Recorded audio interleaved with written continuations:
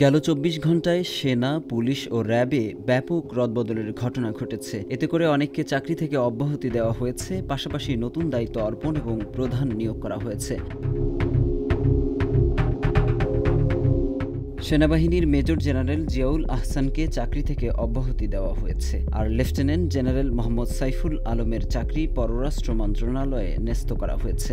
অন্যদিকে lieutenant general Mizanur Rahman শামীমকে সেনাবাহিনীর chief of general staff, lieutenant general Mohammad Mujibur রহমানকে GOC army training and doctrine command, lieutenant general Ahmad Tabrez Shams চৌধুরীকে সেনাবাহিনীর কোয়ার্টার মাস্টার জেনারেল, এছাড়া লেফটেন্যান্ট জেনারেল মোহাম্মদ শাহিনুল হককে কমান্ড্যান্ট এনডিসি এবং মেজর জেনারেল আসম রিদওয়ানুর রহমানকে এনটিএমসির মহাপরিচালক হিসেবে নিয়োগ দেওয়া হয়েছে। ৬ আগস্ট মঙ্গলবার আন্তঃবাহিনী জনসংযোগ পরিদপ্তর আইএসপিআর থেকে পাঠানো সংবাদ বিজ্ঞপ্তিতে এ তথ্য জানানো হয়েছে।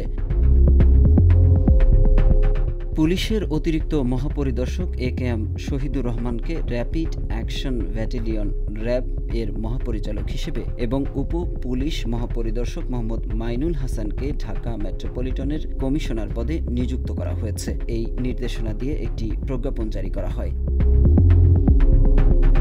প্রজ্ঞাপনে বলা হয়, র্যাবের মহাপরিচালকের দায়িত্ব থেকে ব্যারিস্টার মোহাম্মদ হারুন ও রশিদকে এবং ডিএমপি কমিশনারের দায়িত্ব থেকে হাবিবুর রহমানকে অতিরিক্ত পুলিশ মহাপরিদর্শক হিসেবে পুলিশ অধিদপ্তরে নিযুক্ত করা হয়েছে।